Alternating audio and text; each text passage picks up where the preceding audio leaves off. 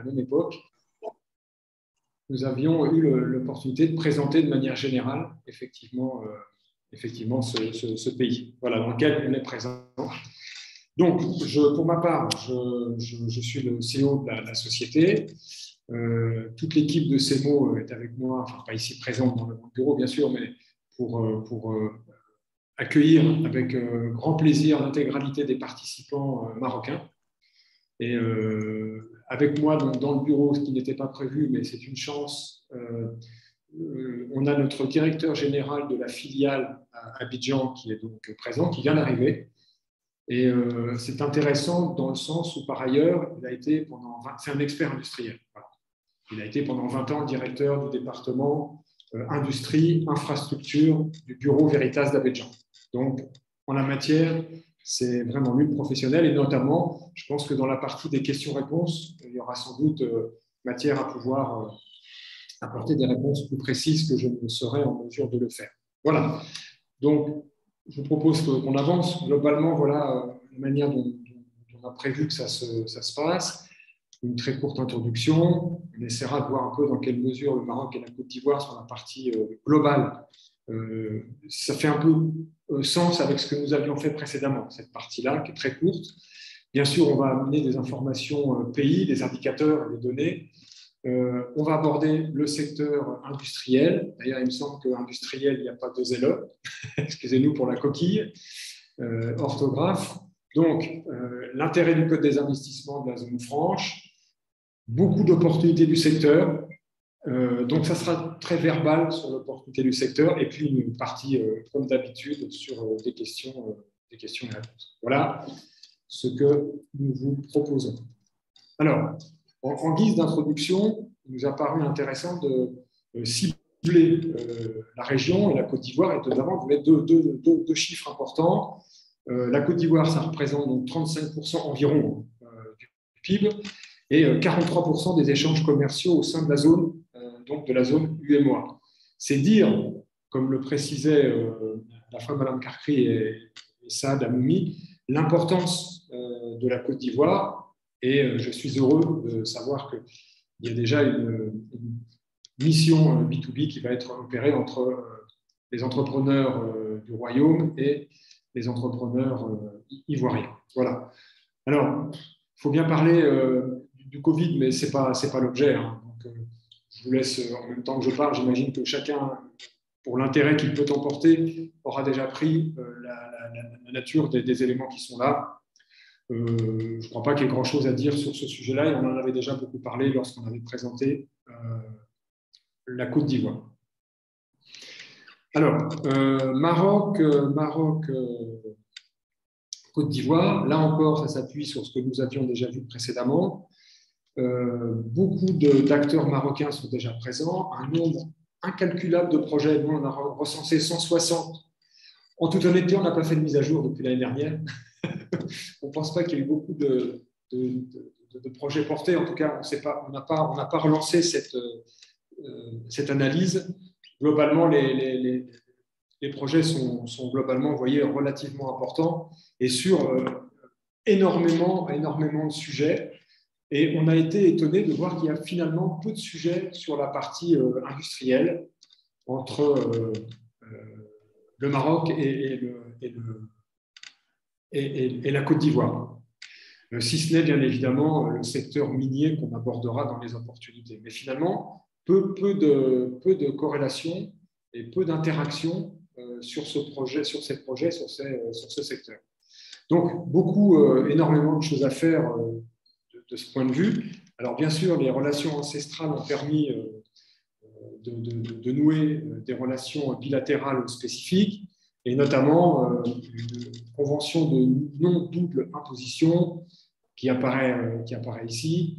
Il y a un projet phare qu'on aime apporter, que connaissent toutes les personnes qui visitent, que ce soit pour du tourisme ou que ce soit dans le cadre économique. Tout le monde a entendu parler de la valorisation de la baie de Cocody, puisque quand vous roulez sur cette corniche, vous avez soit à votre droite, soit à votre gauche, des centaines de mètres, des milliers de mètres qui sont donc en exploitation par les entreprises du Royaume du Maroc. Donc, une vraie porte ouverte, une vraie fenêtre sur la capacité du Royaume à s'investir sur la Côte d'Ivoire. Là, à peu près ce que je peux vous dire. Bien sûr, beaucoup d'entreprises présentes. On en a mis quelques-unes ici, j'allais dire, entre guillemets, des plus connues, ou en tout cas, selon les éléments qu'on a retirés de tout ça. Bon. Voilà un petit peu pour resituer le débat entre le Maroc et la Côte d'Ivoire. Quelques informations générales sur le pays. On va y passer assez rapidement. On va définir peut-être de manière différente ces informations. Voilà, on avoisine quasiment les 30 millions d'habitants. C'est le double de ce qu'on trouvera, par exemple, au Sénégal. On parlait du pays sur lequel nous sommes aujourd'hui, avec une capitale qui se trouve non pas à Abidjan, mais à Yamoussoukro. Voilà, première puissance économique de la zone économique et monétaire, donc de l'UEMOA, et donc une présence bien évidemment au sein de la CEDEAO et troisième position. On reviendra sur les éléments de PIB de manière progressive pour voir quelles sont les évolutions sur quelques années. Un PIB par habitant qui, malgré tout, sur l'année 2021, continue une progression, puisqu'on était à 1 800 $, on arrive quasiment à 2 500 $ pendant une période particulière.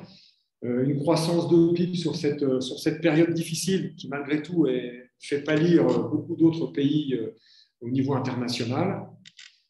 Et pour le reste, donc, des informations que vous retrouverez de toute façon de manière assez générale. Voilà. On a une inflation qui est, somme toute, repartie à la hausse. On n'était pas là sur l'année précédente, mais je crois que c'est un peu le phénomène Covid et post-Covid qui ont amené ces éléments. Des éléments globaux, toujours sur l'information pays. Donc, on vous a donné le montant de la TVA, qui n'a pas varié depuis.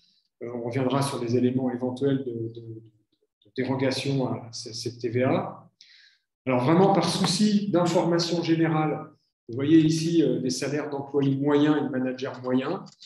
Bon, ça reste très particulier comme information. Ce que j'aimerais surtout vous donner comme information, c'est qu'au niveau salarial, la Côte d'Ivoire propose quand même les salaires dans la sous-région qui sont les salaires les plus élevés. Toutes choses égales par ailleurs, bien évidemment. Voilà. On a un taux de 25% qui est un taux standard ici, qui est un peu plus faible, là encore, que ce qu'on va trouver, par exemple, dans les pays avoisinants, y compris chez nous au Sénégal. Et puis, comme c'est un peu le cas partout, les salariés donc, peuvent bénéficient de congés payés. Et vous avez ici la durée donc, légale du travail qui doit être en fonction du secteur d'activité. Puisqu'on s'adresse aux investisseurs dans le cadre de la partie donc, du secteur industriel, on s'adresse plutôt a priori à des investisseurs, raison pour laquelle on a immédiatement apporté cette information qui fait référence ici donc, à des notions de transparence dans les transactions. Vous voyez qu'au niveau de la Côte d'Ivoire, on est largement au-delà de ce qui peut se passer dans l'Afrique, dite Afrique subsaharienne, et que sur la partie managériale, comme c'est le cas général dans notre région, par contre, on a encore beaucoup à faire. Et par exemple, le cabinet Sebo, enfin, la société que j'ai l'honneur de diriger, travaille beaucoup notamment sur cette notion également d'augmenter la capacité d'employabilité, notamment pour les actions à l'international. La venue donc, des investisseurs et des entreprises venant de l'extérieur, ayant des notions d'employabilité relativement élevées.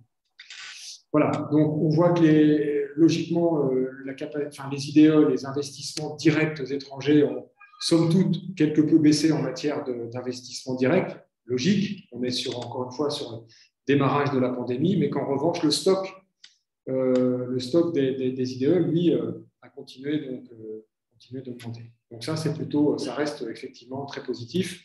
Et puis, les investissements en greenfield, donc c'est-à-dire les investissements par les sociétés internationales, mais qui sont directement ouvertes localement, donc ici en Côte d'Ivoire, là encore, logiquement, sur cette période particulière, ont diminué.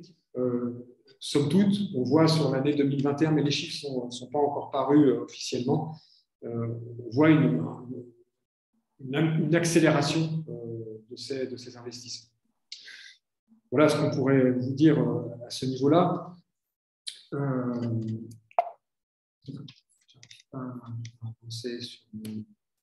Voilà. Donc, j'évoquais avec vous la notion de continuité donc, sur ces indicateurs qui paraît toujours intéressant pour pouvoir imaginer quelle est la dynamique du pays sur lequel je peux éventuellement me positionner. Vous voyez qu'hormis cette période de 2020 sur laquelle on a malgré tout toujours été en capacité de donner donc, du positif, ce qui n'a pas été le cas pour tous les pays de la zone, hormis la Guinée. On voit bien que la dynamique sur une période d'un an, elle redémarre immédiatement dès l'année 2021 sur les trends sur lesquels elle était dans les années précédentes, puisque entre 2016 et 2019, on avoisinait en moyenne 6,9% de taux de PIB en moyenne. Donc vous voyez que assez rapidement, l'effet Covid étant, pour on l'espère en tout cas, passé, on retrouve assez rapidement donc, ces niveaux de PIB. Vous voyez qu'au niveau donc, par habitant, on retrouve également ces mêmes données.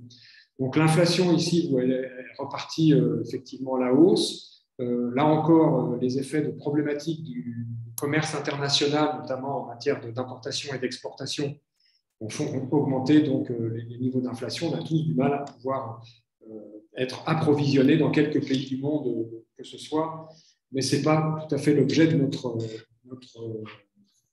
webinaire d'aujourd'hui. Alors, ce que je dois vous dire, c'est je pris quelques notes quand même sur la partie des institutions, et notamment de la gouvernance.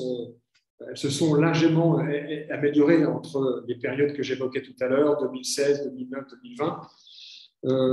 Et l'évaluation qu'a pu faire donc, la Banque mondiale sur la qualité de la gestion économique du pays, donc de ses politiques structurelles, de ses politiques d'inclusion sociale et d'équité, également la gestion des institutions du secteur public, se ressortent avec des scores au niveau de la Banque mondiale qui sont à la moyenne haute, puisque l'échelle sur 2019, elle se situe entre 1 et 6, et la Banque mondiale a situé la Côte d'Ivoire à 3,5 sur cette échelle.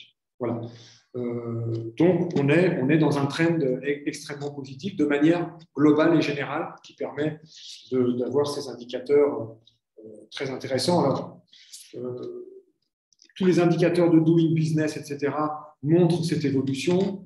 De mémoire, puisqu'on n'a pas eu en 2021, mais sur l'année 2020, sur 190 pays, la Côte d'Ivoire est sortie au niveau à 110e de cet événement, donc Doing Business, qui a été remis en cause en 2021, raison pour laquelle je n'en ai pas fait mention de manière effective sur ce document. Le déficit budgétaire, il est assez contrôlé. Il y a des efforts de consolidation relativement importants qui sont faits. Et là encore, on a une évolution qui est faite, puisqu'on était à 2,9 sur déficit budgétaire à 2,9 du PIB en 2016 et qu'on est passé à 2,3% en 2019.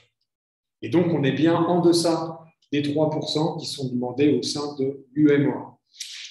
Notamment pour l'année 2019 sur laquelle j'ai pu trouver des informations. Alors, on a l'habitude de dire que la Côte d'Ivoire, c'est le pays phare de l'UEMOA. C'est pas faux. Les Sénégalais vous diraient que c'est le Sénégal. Pour autant, la Côte d'Ivoire, pas faux, notamment sur différents aspects, et notamment sur le fait que c'est effectivement la plaque tournante des activités du commerce en Afrique de l'Ouest. La part du commerce extérieur dans le PIB du pays, donc, elle est proche de 50%. Le pays, donc, il exporte principalement des produits alimentaires, notamment, vous le savez, le cacao, parce que c'est le premier exportateur au monde, la noix de coco, bananes, poissons, pétrole raffiné, de l'or et du caoutchouc pour les principaux pays donc l'exportation. Je ne parlerai pas ici des produits importés puisque on s'adresse à la partie des investisseurs. Ce n'est pas le cas qui nous intéresse. Donc, je le disais, le cacao, premier producteur et exporteur mondial, 30% de la production mondiale, est l'un des 3 plus gros producteurs et exportateurs de la noix de cajou et un grand exportateur de l'huile de palme, du café, mais également de l'huile traditionnelle. À noter malgré tout que, et vous le voyez sur cette répartition, secteur primaire, tertiaire, secondaire, PIB non marchand, excusez-moi, le secteur primaire il contribue à plus d'1/5 du PIB et emploie environ 39% de la population active du pays. Voilà. Donc, bien sûr, le gouvernement tente de maximiser la production agricole en développant des unités de transformation des matières premières. On y reviendra sur les opportunités précises sur ce secteur. Alors, le secteur industriel contribue à plus d'1/5 du PIB et emploie, lui, environ 13% de la population active. Les principaux secteurs industriels du pays sont, je vous l'ai dit précédemment, l'agroalimentaire, donc principalement donc, les industries de transformation du cacao, du café et du karité.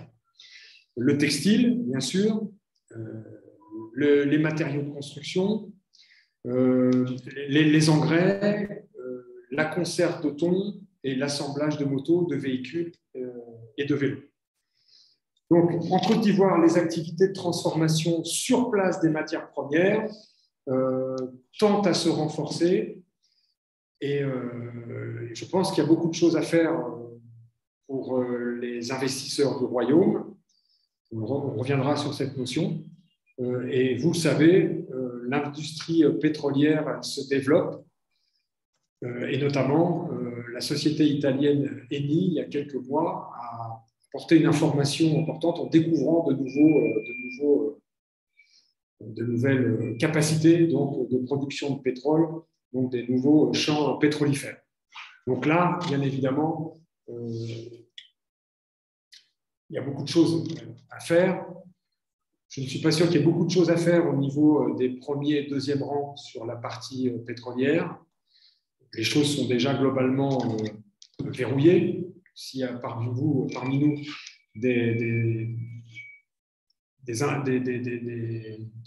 chefs d'entreprise qui sont dans cette partie, au sens mondial du terme, les grands faiseurs dans la partie hydrocarbures et autres travaillent généralement avec leurs propres sous-traitants partout dans le monde. En revanche, dans les 3e, 4e rangs, il y a éventuellement beaucoup de choses à faire. Et donc, cette information de la capacité de production démultipliée ici en Côte d'Ivoire eh bien, est une information importante, notamment sur ces parties. Voilà ce que je pouvais vous dire à ce parti. Alors, je voudrais, à juste titre, partager avec vous ce document qui, pour ma part, m'a beaucoup intéressé et qui devrait, je l'imagine, intéresser à la fois les investisseurs, mais aussi beaucoup la SFEX. En tout cas, je l'espère. Je fais ici référence à la partie des exportations. Et vous pouvez constater comme moi qu'en 2010 et en 2019, bien, on a beau chercher, on ne voit pas le Maroc dans les prises de position donc, des exportations. Et donc, l'idée pour moi de cette planche, de ce slide, eh bien, c'est vraiment d'insister et de mobiliser toutes les bonnes intentions, parce qu'il y a beaucoup de choses à faire pour que l'ambition donnée, l'impulsion donnée par le roi du royaume, le roi Mohamed VI, dans sa volonté effectivement d'être, alors selon les terminologies, la passerelle ou le pont entre les économies du Nord et les économies de l'Afrique subsaharienne, eh bien, j'espère que cette planche qui montre effectivement que sur les exportations, le Maroc, le royaume est quasiment absent, eh bien, c'est dire s'il y a beaucoup de possibilités Et j'espère que dans les années à venir, ce schéma ne sera plus tout à fait identique et qu'on verra en bonne place le royaume apparaître dans les exportations avec notre beau pays de la Côte d'Ivoire. Bien, c'est un petit clin d'œil, j'espère que vous ne m'en voudrez pas de cet effet de manche, mais véritablement, lorsqu'on a découvert ce schéma, on s'est dit chez nous, il faut absolument qu'on fasse part à la SMEX et aux chefs d'entreprise, investisseurs, notamment dans l'industrie, de ce manque ou de cette très faible partie que représente en réalité le royaume donc, dans les exportations avec la Côte d'Ivoire. Voilà. Donc, je referme cette parenthèse. Alors, je vous présente ici en première intention, donc, et vous aurez ce document, bien sûr, il vous sera transmis, comme c'est le cas, en fait, de manière systématique. On l'enverra à l'intégralité des participants. Il nous a semblé important de vous montrer quels étaient les organismes au niveau national, donc Côte d'Ivoire, qui étaient en mesure donc, de vous accueillir directement. Alors, au premier rang desquels la Chambre de commerce et d'industrie, comme son nom l'indique. Et je voudrais d'ailleurs ici remercier la Chambre de commerce et d'industrie d'Abidjan de nous avoir aidés depuis de nombreuses années à chacune de nos sollicitations. Et là encore, dans cette sollicitation, notre amie Katia, si elle nous écoute, elle se reconnaîtra, pardon. Cynthia, excusez-moi, elle se reconnaîtra. Elle nous a encore beaucoup aidés dans la mise en œuvre de ce webinaire sur la partie donc, que je vous présente ici. Donc, vous trouverez auprès de la Chambre de commerce et d'industrie qui est placée au plateau, vous trouverez tout un tas d'indications suffisantes. Alors ensuite, vous avez cette organisation obligatoire qui est la CPC, qui est en quelque sorte, on pourrait appeler ça quasiment le guichet unique, qui est un organisme obligatoire, puisque pour créer une entreprise, vous êtes obligé de passer par ce guichet unique, comme c'est le cas dans de nombreux pays. Voilà. Donc, on vous a mis ici au moins l'adresse de contact et un numéro de téléphone à disposition. Bon, comme on dit en français, ça peut toujours servir. Voilà. Alors, rentrons maintenant peut-être de manière un peu plus dans le vif du sujet, puisque le temps nous est compté. On aura beaucoup de temps à passer sur la partie des opportunités à saisir.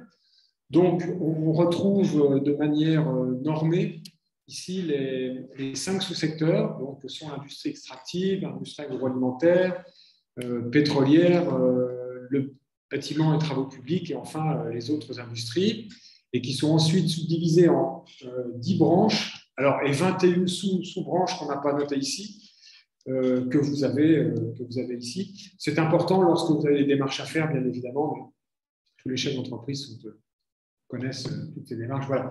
Donc ça, c'est pour une information, j'allais dire assez générale, pour rentrer dans notre matériel donc, de l'industrie, dans notre secteur, pardon, excusez-moi, de l'industrie. Alors, on voulait aussi vous communiquer que de manière assez générale, d'un point de vue juridique, vous retrouverez en Côte d'Ivoire globalement les mêmes statuts juridiques que vous pourrez retrouver dans quasiment toutes les parties du monde. On va retrouver la SARL, voilà, donc avec un partenaire donc, soit associé, avec une personne ou plus. On ne vous a pas fait de planche sur cette partie juridique parce que ça reprend globalement les mêmes rubriques, je disais, qu'on vous a retrouvées. En revanche, que peut-être un peu moins connu et qui est maintenant de mise et qui se met de plus en plus en place dans notre région, c'est la société par action simplifiée. Puisque dans une convention régionale, effectivement, il a été ouvert la possibilité de mettre en œuvre maintenant des sociétés d'action par action simplifiée. C'est relativement récent pour autant, puisque la loi a été votée en 2016 au niveau régional. Et donc, il y a quelques SAS qui se mettent en place maintenant, mais je dirais, il n'y en a pas pléthore encore jusqu'à jusqu'à ce moment où nous vous parlons.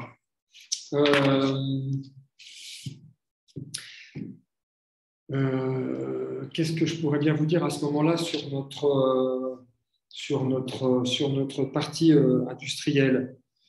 On a quelques points saillants au titre de l'industrie dans le passé, sur la période par exemple 2016-2020. Beaucoup d'infrastructures industrielles qui ont été renforcées.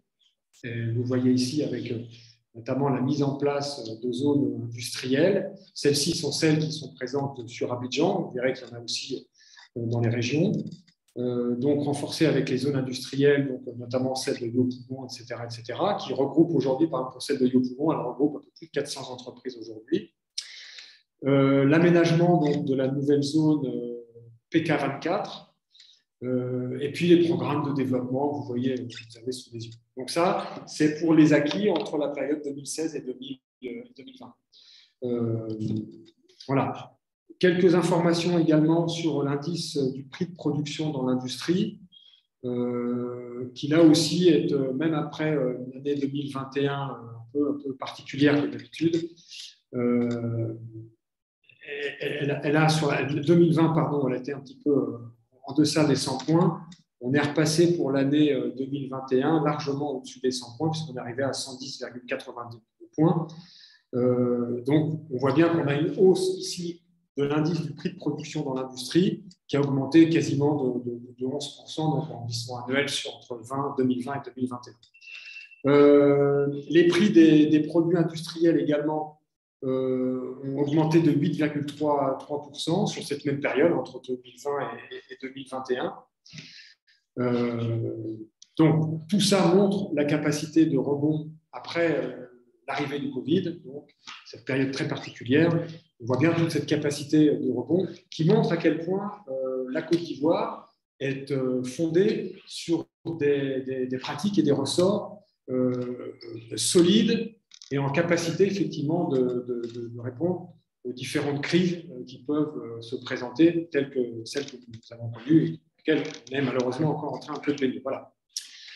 Alors les hausses dont je vous parle, elles sont peut-être un peu plus perceptibles sur les activités, par exemple, de raffinage pétrolier, qui est le premier dans desquelles fabrication des produits alimentaires, l'extraction des hydrocarbures, la fabrication des produits chimiques. Par contre, on a une petite baisse sur les activités de fabrication de textiles avec un peu moins de 4%, moins 4%, moins 4,3%, et sur les activités de travail du bois et de fabrication d'articles en bois hors meuble. Voilà. Là, ce sont des choses qui sont, contrairement au premier dont je vous ai parlé, surtout fondées sur la chimie et les hydrocarbures. On a sur le textile et le reste, et le travail du bois, des petites baisses. Les prix de production des produits des industries manufacturières sont en hausse, je vous disais tout à l'heure, quasiment 11%, ainsi que ceux des industries hors extraction avec 8,4%, et qui ont affiché une nette progression, donc notamment sur les 9 premiers mois de l'année 2021, puisque les comptes ont été arrêtés, enfin, je ne les ai pas retrouvés, on les a arrêtés sur l'année 2021 au mois de septembre. Voilà. Puisqu'on est sur ces parties d'infrastructure, je passe maintenant à cette seconde slide qui vous montre les infrastructures hors capitale, donc hors Abidjan, hors zone d'Abidjan. Voilà, vous avez ici donc de nombreuses zones qui sont elles aussi aménagées spécifiquement pour ces parties qui sont donc des parties maintenant quasiment obligatoires. En effet, il est intéressant de noter que les industries chez nous en Côte d'Ivoire doivent s'implanter quasiment obligatoirement dans ces zones qui sont donc mises à la disposition des investisseurs. Quelques entreprises, quelques secteurs d'activité, quelques sous-secteurs d'activité, ont des possibilités, excusez-moi de mon bafouillage, de s'installer hors de ces zones, mais ça reste très spécifique. Et pour ce faire, donc, il est toujours important de se rapprocher de conseils qui pourront vous apporter donc ces informations spécifiques. Mais retenons que des zones d'activité industrielle spécifiques sont mises en œuvre majoritairement, on l'a vu sur le slide précédent, dans la zone d'Abidjan et ici donc dans les régions. Et a priori, sauf cas exceptionnel, les entreprises qui veulent s'implémenter, elles devront donc par obligation s'implanter dans ces zones qui sont réservées à cet effet. Alors, bien sûr, la partie, j'allais dire, légale, cadre juridique, on a ici donc un code des investissements qui fait la part belle à ce qu'on appelle le local content, comme c'est un peu le cas de manière assez générale dans notre région aujourd'hui, au-delà bien évidemment des parties du développement durable et du développement régional et compétitif. Alors cette partie de local content, elle est importante puisqu'elle nécessite d'employer et de travailler de manière collaborative et en coopération avec les entreprises locales. Voilà, donc, en Côte d'Ivoire, comme c'est le cas dans la sous-région, de plus en plus, le contenu local est très important et il est tellement important qu'il est maintenant juridiquement entouré par des lois et par des décrets. Voilà. Donc, ici, il est important effectivement d'avoir cette notion en tête. Excusez-moi, je recherche où j'en suis dans le texte où on en est aujourd'hui. On avance bien, je pense. Puisqu'on en est à cette partie du code des investissements, je pense qu'on peut également avancer sur cette partie dans les différents régimes. Voilà, ça c'est la partie de présentation générale du code des investissements, global du code des investissements. Tous les pays, bien sûr, font référence à ces codes des investissements puisqu'ils permettent d'apporter des normes et des règles qui favorisent la venue, notamment des acteurs locaux, mais aussi des acteurs internationaux. Voilà. Donc, ici, vous avez donc, sur cette partie différents points, des régimes d'incitation fiscale, ça dépend donc, de la zone de l'investissement et de la catégorisation des investissements par secteur. On le reverra sur le prochain slide. Vous avez 3 zones d'investissement qui reprennent globalement les points qu'on a vus tout à l'heure sur les zones d'investissement, donc Abidjan, hors Abidjan, mais encore dans le hors Abidjan, vous trouverez des différences, des catégories d'investissement, et puis en 2 phases, soit je suis dans mon implantation, je vais avoir donc des normes, enfin des avantages spécifiques, ou au moment de l'exploitation, donc j'aurai d'autres possibilités. Voilà.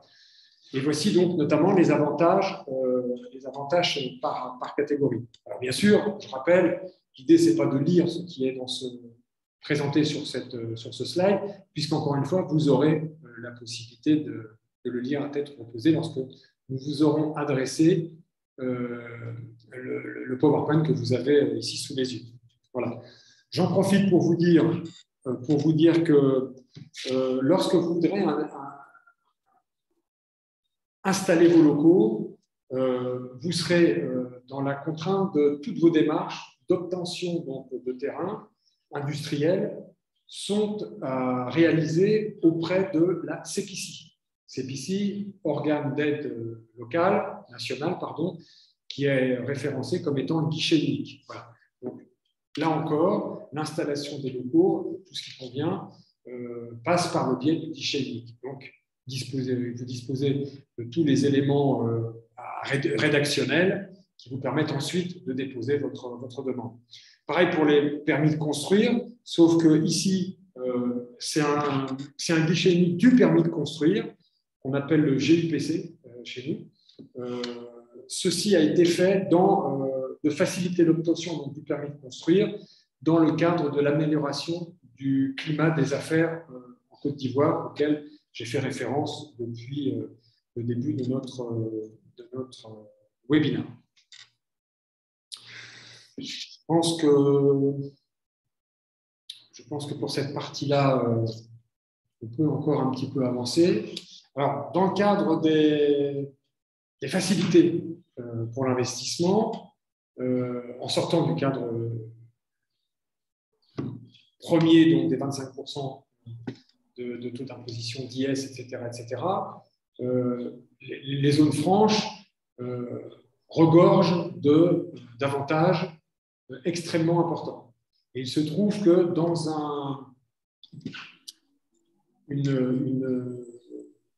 effort entre le gouvernement ivoirien et des entreprises privées, il a été mis en place donc, cette zone franche qui s'appelle donc VITIB. Voilà.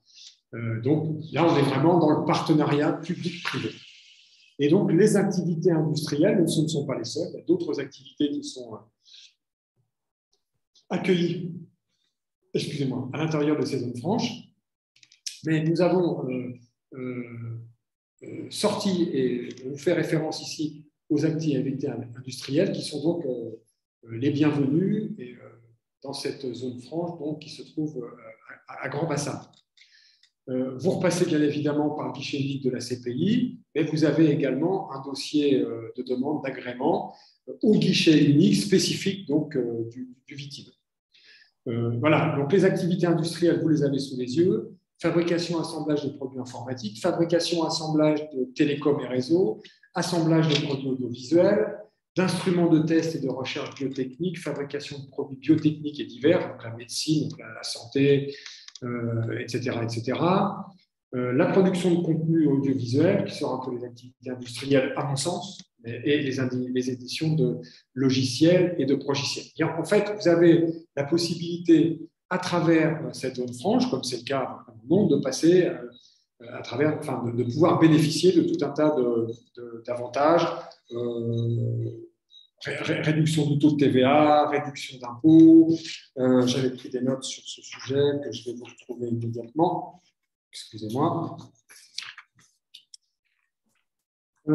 Des avantages fiscaux, bien sûr, des avantages douaniers, mais ça, je vous ai dit tout à l'heure, des avantages financiers et autres, tels que la liberté de transfert des fonds sur les dividendes distribués, et puis aussi aucune limite sur les investissements, qu'ils soient étrangers ou sur les investissements locaux.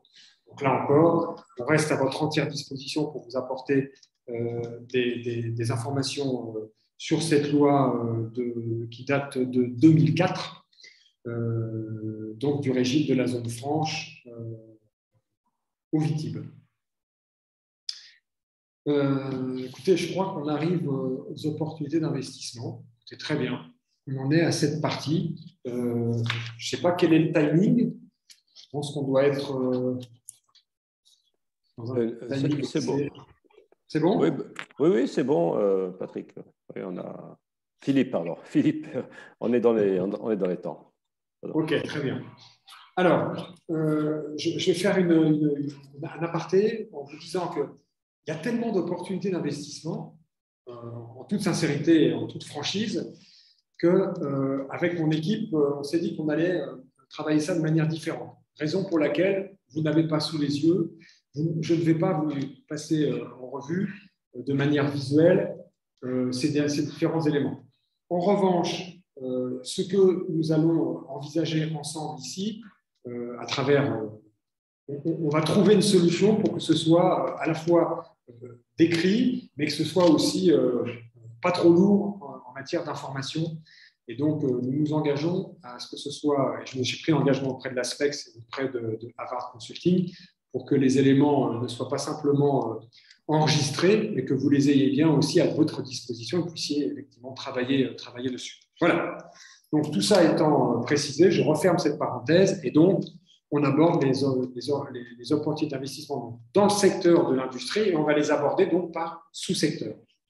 Alors, d'abord, il faut remettre ça dans le contexte et dire que c'est un programme du gouvernement, là, en l'occurrence, qui s'appelle « Amélioration de la valeur ajoutée de la performance des marchés », qui a donc été mis en place pour but, donc, bien sûr, de promouvoir la valorisation des produits et des sous-produits au travers donc, des infrastructures de transformation, les infrastructures de base, comme par exemple l'eau et l'énergie, et les incitations pour répondre donc, aux défis de développement donc, de ce potentiel industriel qui est énorme chez nous en Côte d'Ivoire.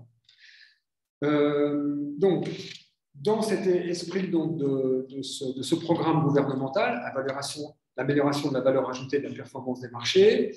Il y a un développement de l'agro-industrie via différents agropoles qui ont été prévus.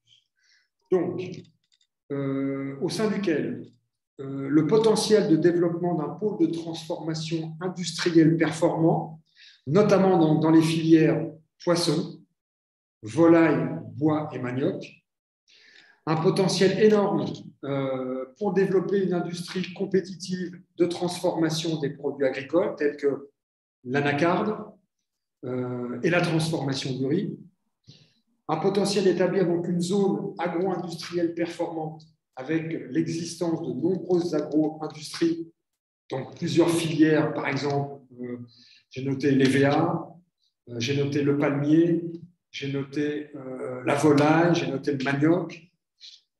Potentiel de développer une industrie performante de transformation du palmier.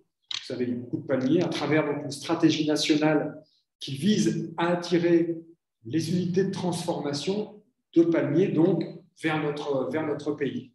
Et le potentiel donc, d'établir une industrie de transformation du maïs performante. Voilà donc pour le cadre de ce programme gouvernemental. Ceci étant dit, les opportunités d'investissement donc, du sous-secteur agro-industriel,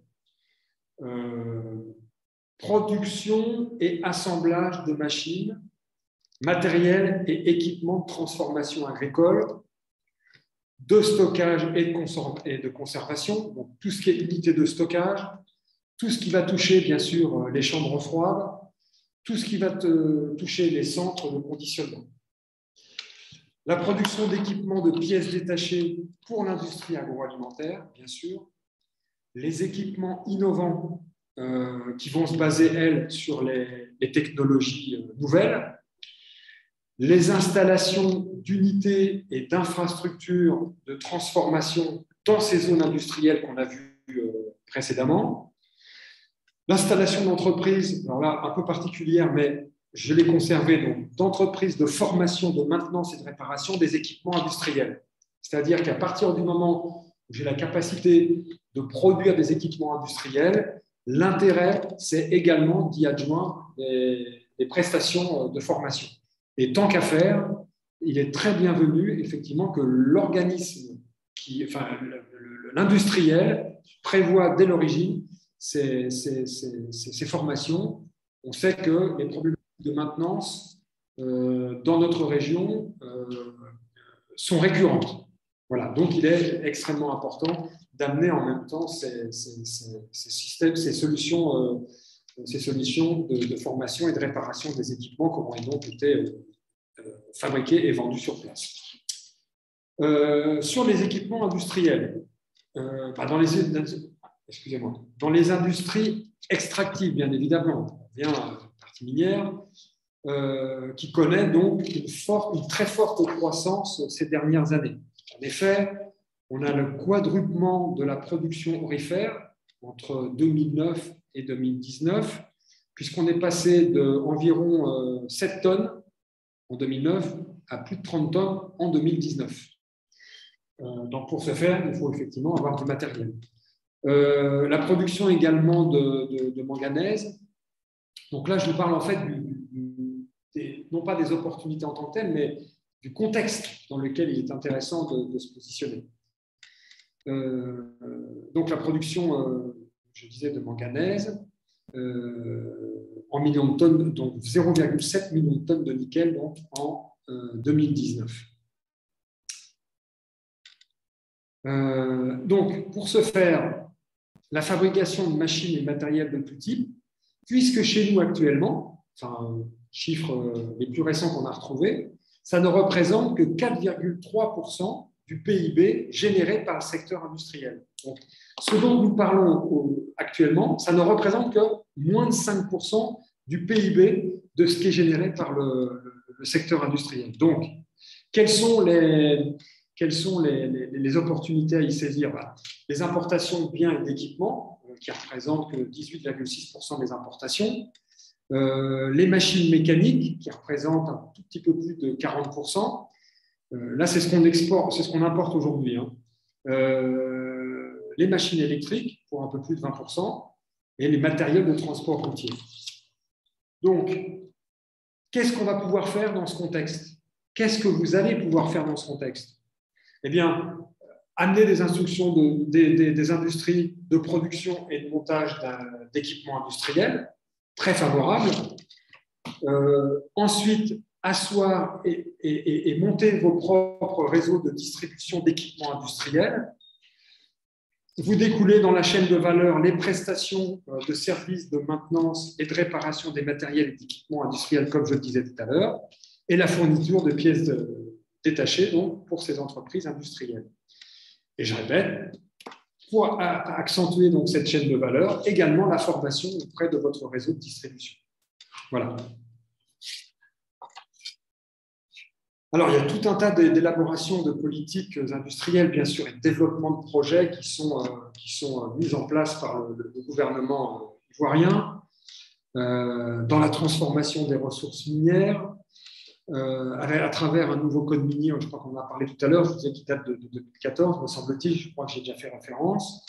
Il y a une convention pour la modernisation de l'extension du terminal minéralier donc du port autonome d'Abidjan. Ça date de 2018.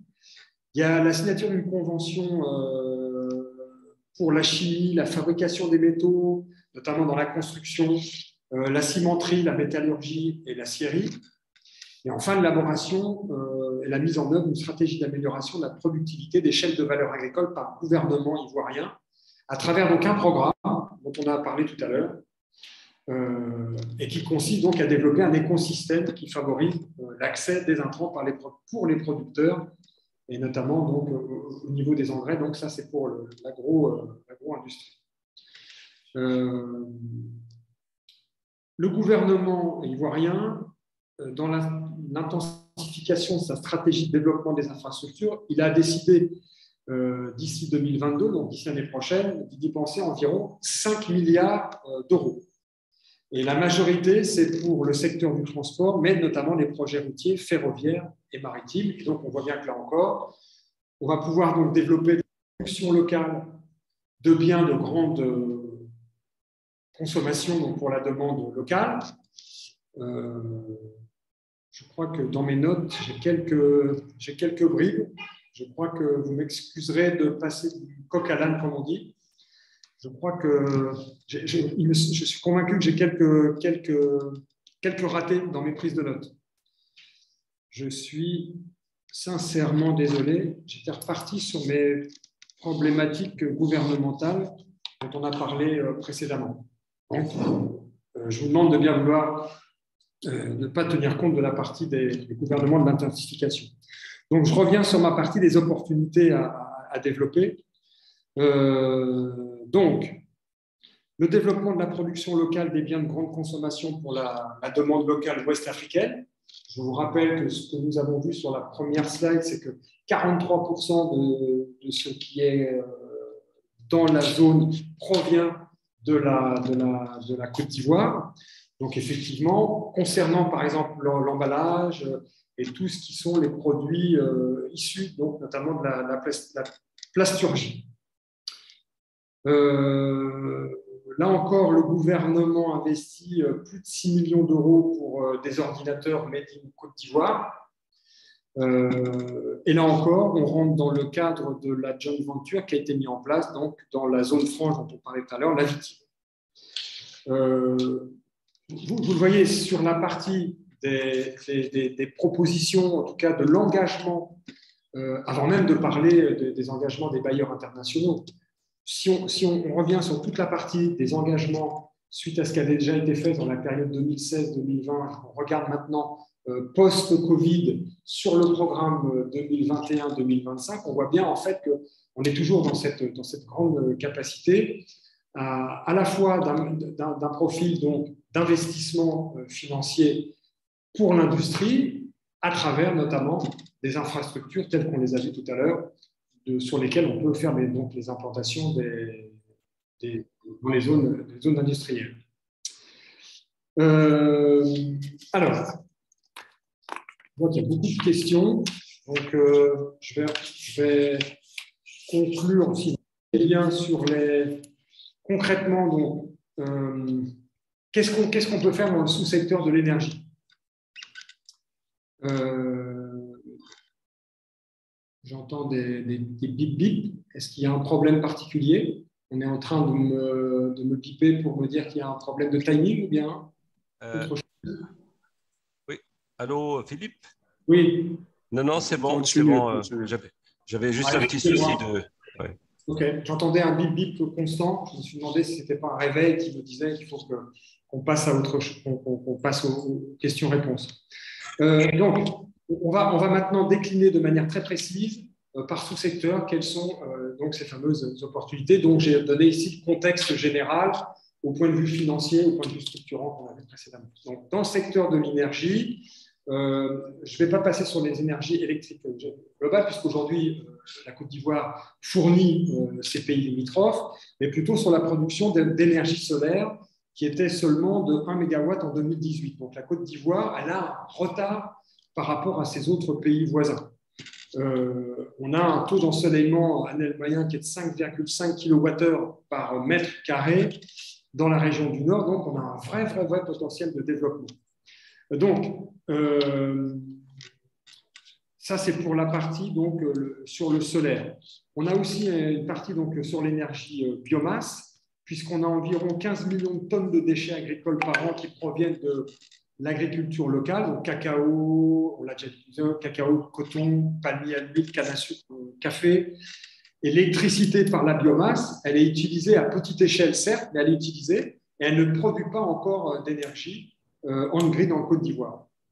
Donc, quels sont pour l'atteinte de l'objectif du mix énergétique renouvelable à l'horizon 2030 par les autorités nationales?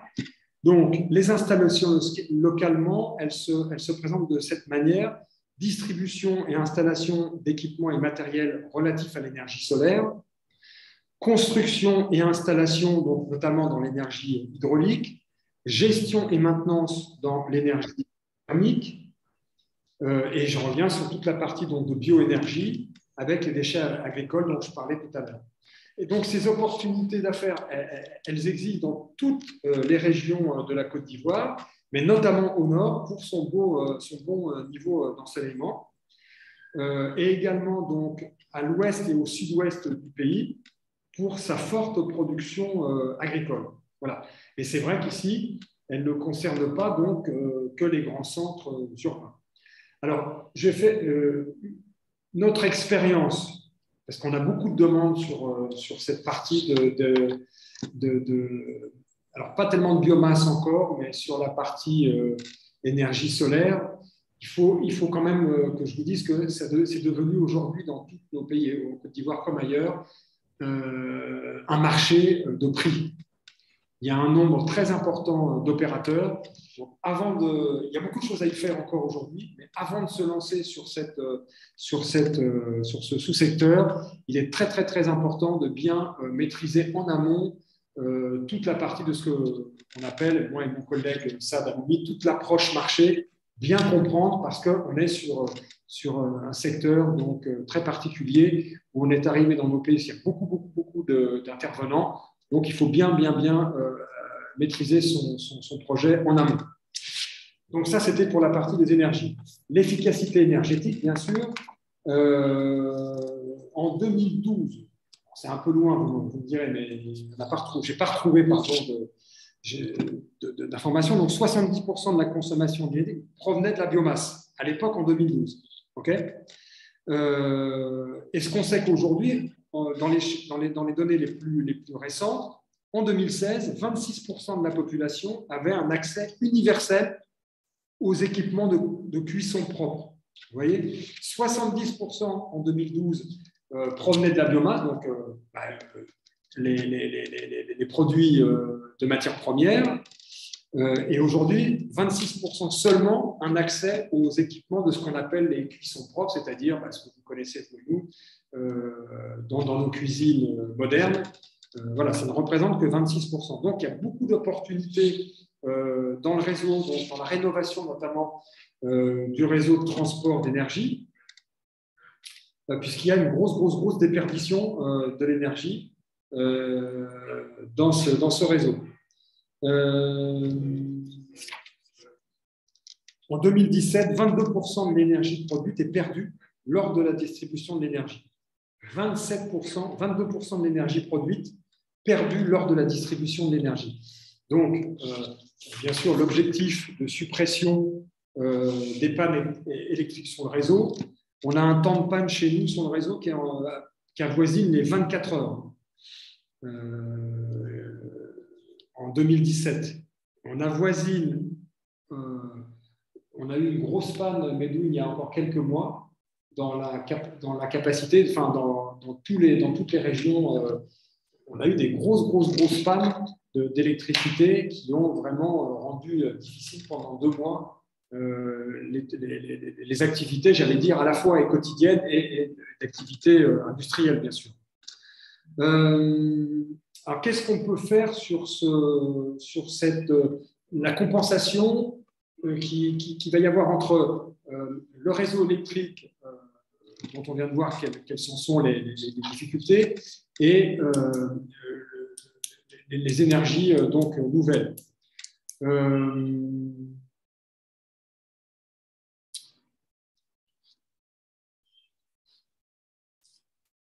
Construction, rénovation dans l'industrie, donc notamment agroalimentaire, donc les investissements alliés dans l'infrastructure.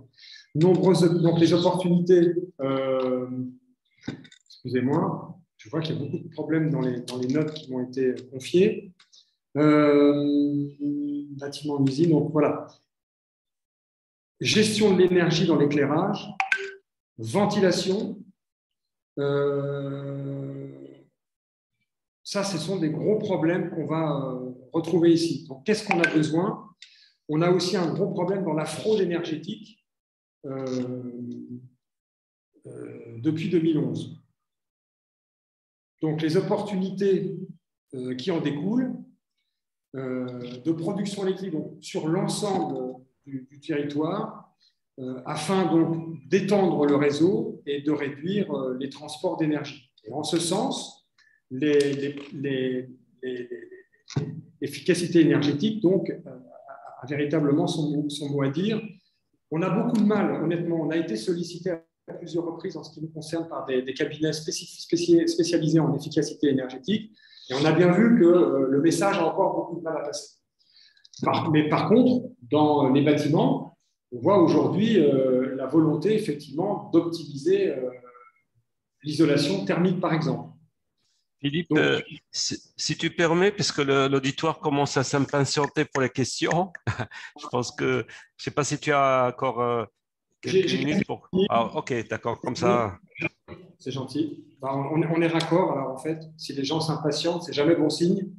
Non, c'est surtout parce qu'ils ont des projets spécifiques ou des questions à poser. Bon, alors, ce que je peux vous dire, c'est qu'il reste encore quand même l'eau et l'assainissement. On a qu'environ 30% de la population qui bénéficie d'un service basique d'assainissement en Côte d'Ivoire. Donc, on est très, très loin des OLD, par exemple.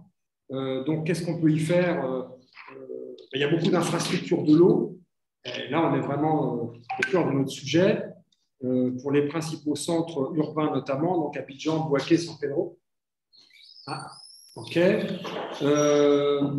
Donc, tout ce qui va concerner les nouvelles technologies qui vont permettre effectivement d'optimiser le traitement de l'eau et de l'épuration, l'amélioration de l'accès des populations et les investissements dans les équipements d'approvisionnement en eau potable, mais indépendamment, bien sûr, du réseau actuel. C'est là où c'est un vrai projet industriel. Le recyclage des déchets, bien sûr. On a beaucoup de déchets dans le domaine du recyclage, donc du papier. C'est une filière qui n'est pas du tout développée en Côte d'Ivoire. Donc, s'il y a des investisseurs du royaume qui sont sur ces problématiques, donc, notamment de papier, c'est une filière qui n'est pas beaucoup développée chez nous. Donc, collecte, traitement, valorisation des déchets, qu'ils soient électroniques, de papier, pour produire donc, du verre d'emballage, etc., etc. Je vais vraiment très vite. Les déchets, donc ça, je l'ai dit. Et enfin, mais sinon je vais être trop long, tout ce qui va toucher également au domaine de la santé, de la pharma, cosmétique, etc. Il y a encore beaucoup de choses à faire puisque vous le savez, vous en êtes j'imagine, informés tout comme nous, on importe encore beaucoup de produits de cosmétologie, alors que les produits sont effectivement chez nous, c'est pareil pour l'agro-industrie. Je m'excuse des quelques bafouillages qu'il y a eu, c'est des prises de notes qui ne sont pas très pertinentes. On reste bien évidemment maintenant à vos questions et réponses. On va te redonner la main. Donc dans ce cas-là, Saad, c'est peut-être toi qui vas nous driver sur ce sujet. Oui, tout à fait. Merci beaucoup, Philippe. Alors, vraiment, merci pour cet exposé qui montre d'énormes opportunités sur le marché ivoirien. Moi, avant de poser les questions qui sont arrivées via le chat, je peux te dire, je peux déjà, par rapport à certaines questions, il y a pas mal de questions par rapport à l'approche marché. Ce qu'on voit d'ailleurs qui est assez récurrent sur la plupart des marchés, et ce qui est ressorti d'ailleurs d'une étude qui a été menée par la SMEX sur l'Observatoire du commerce extérieur, c'est d'abord la connaissance du marché et l'accompagnement. Donc, beaucoup d'entreprises, là, on a un intervenant qui nous disait que c'est compliqué de faire des affaires en Côte d'Ivoire parce que c'est une chasse gardée des Libanais. Moi, je pense que, bon, c'est une image. C'est vrai que les Libanais sont. Enfin, tu compléteras peut-être, Philippe, mais je pense que souvent, beaucoup d'entreprises n'arrivent pas à se développer parce qu'ils ils ne connaissent pas, ils ne sont pas accompagnés, ils ne font pas de veille, et c'est souvent le cas sur tous les marchés. Donc, moi, je suis très content d'entendre qu'il y aura une mission B2B avec la SMEX. Donc, on sera à votre disposition pour y participer ou vous le conseiller. Et alors, pour en revenir aux questions, on a d'abord un intervenant qui était étonné sur le prix de l'électricité, donc qui est du domaine. Le deuxième intervenant qui parlait de la complexité et donc disons, de l'hégémonie des Libanais sur le marché ivoirien. Qu'en est-il? Quelqu'un qui posait la question sur les énergies renouvelables, je pense que tu en as parlé. Est-ce qu'il y a des avantages en termes d'impôts, TVA? Alors, la question suivante, comment une entreprise au Maroc peut avoir des clients potentiels dans l'import-export, dans l'agroalimentaire? Donc, certainement un partenaire local qui va importer, exporter entre les deux pays. Voilà. Secteur des revêtements et peintures écologiques, est-ce qu'il y a des opportunités? Et la dernière question que j'ai, c'est est-ce qu'on peut avoir des contacts fiables pour investir là-bas? Voilà un peu les questions.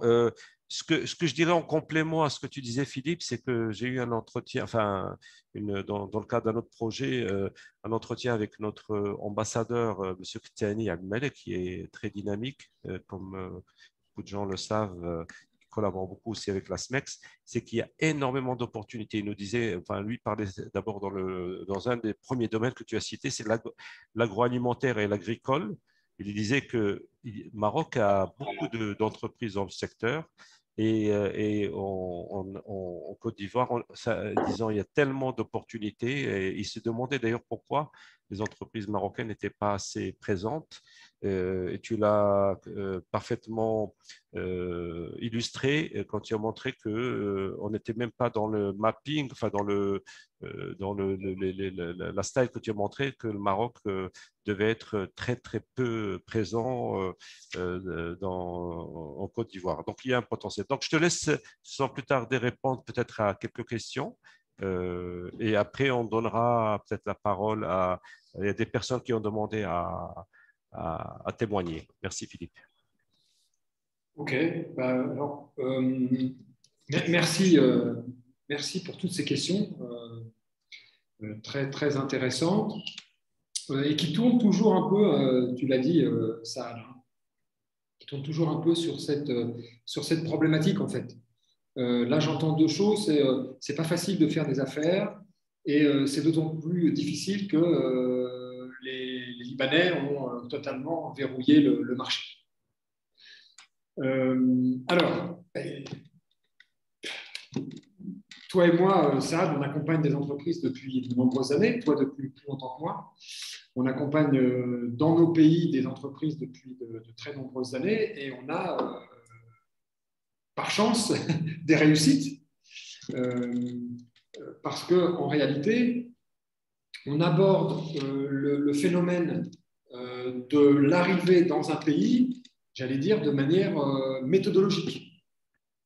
On emploie des méthodologies qui sont des méthodologies éprouvées, d'approche marché, qui vont permettre tout d'abord, avant même de se rendre dans le pays, d'avoir déjà, éventuellement, d'avoir déjà en fait une approche de savoir est-ce qu'en fonction des éléments précis qui me reviennent sur quels sont les projets, quels sont les concurrents, y a-t-il des avantages, quelles sont les barrières à l'entrée, etc., etc. Y a-t-il des possibilités d'investissement local, etc. Enfin, tout un tas de critères que nous adressons. Eh bien, l'entreprise, l'investisseur, de ce point de vue, il a la capacité immédiatement de savoir si ça l'intéresse ou si ça ne l'intéresse pas. Et si c'est effectivement intéressant, bah, il a déjà fait 70%, voire 80% du travail d'approche. Un travail d'approche qualifié. C'est-à-dire, en fait, un travail d'approche sur lequel il y a des critères qui auront été directement implémentés et qui vont permettre d'aller directement au bon endroit avec les bons interlocuteurs. C'est vraiment toute l'approche de ce qu'on appelle, en fait, dans notre jargon, SAD, des rendez-vous qualifiés. Donc, en amont du rendez-vous qualifié, il faut avoir un peu approché le marché, avoir quelques éléments d'information, le plus possible en tout cas, qui vont permettre de savoir si c'est intéressant pour moi aujourd'hui, ou bien si ce n'est pas encore intéressant, ou bien si ça ne m'intéresse pas. Et si effectivement j'y vois un intérêt, eh bien, quelles sont les bonnes personnes que je devrais y rencontrer? Voilà ce que je peux dire pour cette notion d'approche marché. Et de ce point de vue, eh bien, des sociétés comme la nôtre, comme la tienne, eh bien, et comme d'autres, puisqu'on fait partie d'un réseau international, on est présent dans plus de 130 pays dans le monde à travers ce réseau, je parle de l'OSCI ici, eh bien, nous sommes tous habilités à, effectivement, à faire ce travail en fait d'approche. Je ne sais pas, je pourrais prendre, je sais que c'est un message difficile non pas à faire passer, mais peut-être un message difficile à entendre, puisque logiquement, on est fondé sur le fait de dire que quand je veux quelque chose, il suffit que je me déplace pour pouvoir le mettre en œuvre. Il y a un grand nombre d'acteurs. Vous avez vu, il y a tout un tas il y a des contraintes, il y a beaucoup, comme on dit, l'international, c'est multifactoriel, c'est multidimensionnel, et il est important, effectivement, d'avoir déjà checké ces différents niveaux pour pouvoir ensuite aller un peu plus rapidement en face des bonnes personnes. Sinon, c'est toujours possible, mais il faut y passer beaucoup de temps. Et qui dit beaucoup de temps dit beaucoup d'argent. Et puis aussi, il y a cette notion de découragement que je crois entendre à travers le message que tu nous as relayé. Voilà, en fait, on rencontre beaucoup de difficultés. L'idée d'être accompagné en amont, eh bien, c'est de prévoir quelles sont les difficultés que je vais rencontrer pour pouvoir éventuellement voir s'il y a des manières de contournement. Voilà. Les Libanais sont très présents, mais on peut faire aussi des affaires avec les Libanais. Partout dans le domaine de, ils sont dans tout ce qui est petite et moyenne entreprise. Vraiment, quand je dis petite, ils sont dans le domaine de petite et moyenne entreprise, et surtout dans le domaine de commerce, pièces détachées, textiles, et tout ça, c'est dans tout ça qu'ils voient les. Et moi, dans toute ma carrière, quand on rentre dans la chaudronnerie, dans l'énergie, dans l'oil and gas et tout, je ne trouve pas de Libanais. Voilà. Donc, ils ont le secteur vraiment spécialement maîtrisé par ça. Voilà. Si c'est quelqu'un qui veut rentrer tout à fait dans agro-industrie ou oil and gas ou énergie, il n'y a pas à s'inquiéter au niveau de ça. C'est ce que je voulais rajouter. Voilà, c'était pour la petite explication. Les Libanais ne sont pas dans tout, en fait. Ils ont des domaines dans lesquels ils sont spécifiques. Et puis, les Libanais ne sont pas incontournables. Nous, on a accompagné une entreprise danoise il y a quelques mois, qui est dans le bâtiment, seconde œuvre en bâtiment. Et ils font des affaires avec les Libanais. Mais ça a été préparé en amont. Là, on a travaillé dessus pendant plus de 9 mois. Ça a permis effectivement de présenter l'entreprise, d'essayer de bien comprendre comment il était possible de faire des affaires. Avec un peu d'humour pour mes frères marocains, je veux dire que si des Danois sont capables de faire des affaires avec des Libanais en Côte d'Ivoire, je tente à croire, messieurs et mesdames les investisseurs marocains, que vous êtes capables de faire des affaires avec les Libanais en Côte d'Ivoire. Mais effectivement, c'est pas... Voilà. Ce que je voulais dire aussi, Philippe, c'est que même s'il y a une présence libanaise, comme tu dis, on peut bien sûr faire des affaires aussi avec les Libanais s'ils sont bien implantés, mais s'ils étaient suffisamment, il n'y a pas une saturation du marché. La preuve, il y a beaucoup d'opportunités. Donc, je pense qu'il y a énormément d'opportunités. Moi, ce que je dirais, en complément à ce que tu disais par rapport au réseau d'experts, il faut veiller à ce que le cabinet qui vous accompagne ait une présence locale. Parce que même dans notre réseau OSCI, hein, il ne faut pas le cacher, il y a aussi des cabinets qui interviennent, mais qui ne sont pas forcément présents. Et ça, c'est indispensable. Enfin, on peut ne pas être présent, mais avoir un partenaire, ça, il n'y a pas de souci. Mais disons que dans nos pays en Afrique, il y a besoin d'un accompagnement et qualifié. C'est-à-dire qu'il faut être sur place. Ce n'est pas des données macro qu'on va trouver sur Internet ou, disons, une rencontre sur un salon. C'est très difficile. Il faut faire le travail sur place, qualifié, venir bien sûr rencontrer les gens et bien sûr se renseigner sur eux. Il faut faire des due diligence avant d'aller plus loin. Mais si on le fait sur un salon ou dans un roadshow qui n'est pas bien préparé, souvent les résultats ne sont pas bons. C'est ça que je voulais un peu dire par rapport en complément. Merci. Je suis vraiment, enfin, on est vraiment en phase là-dessus. Et surtout, ce qu'on a, enfin, excusez-moi de le redire de cette manière, mais parce que nous, en fait, bon, là, on a recensé beaucoup d'éléments que nous maîtrisons, qu'on a dans notre base de données, etc. Mais c'est pas ça notre métier, en fait. C'est ça. Notre métier, c'est des métiers de terrain. Moi, je passe ma journée auprès des entreprises locales. Alors, plus, c'est vrai, Sénégal, mais aussi beaucoup en Côte d'Ivoire, en accompagnement avec Medoun, qui a pris la parole tout à l'heure. Et on a, nous, dans ces pays, des gens de terrain qui sont connus, et qui parlent les langues du pays, etc., etc. Et on voit bien quelle est la différence. Moi, quand je visite toute la communauté libanaise, je visite dans le monde des affaires. Hein. En fait, ils me connaissent, ça fait des années. Ça fait 15 ans qu'on les côtoie et qu'on leur présente des entreprises. On se connaît, on va droit au but.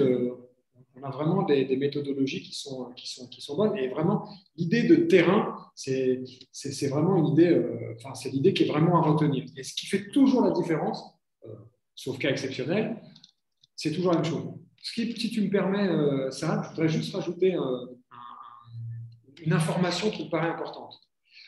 Pour autant, tout ce qu'on vous dit ici, ce n'est pas le cas des grosses entreprises déjà internationales. Là, on s'adresse aux PME, PMI quand on vous parle de cette manière.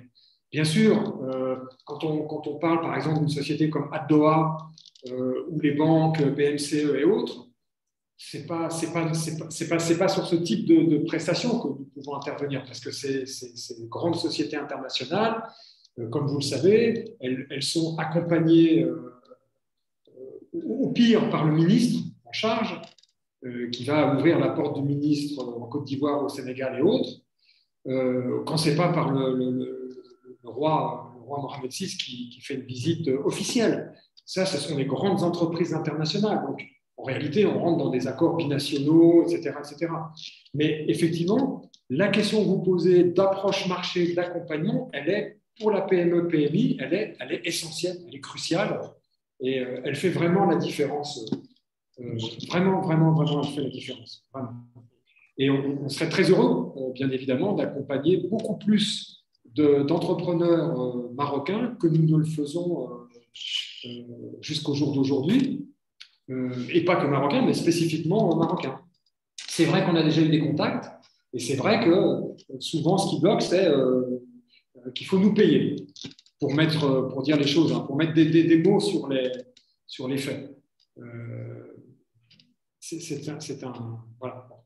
Non, c'est vrai que certains pays, on a un petit peu évoqué en discutant avec la SMEX, quand on prend le cas des Turcs, ou même par exemple la France lors de la période Covid, elle a mis en place des financements d'accompagnement à l'international, des chèques export, des choses comme ça. C'est vrai que... La Belgique aussi, alors, la Belgique.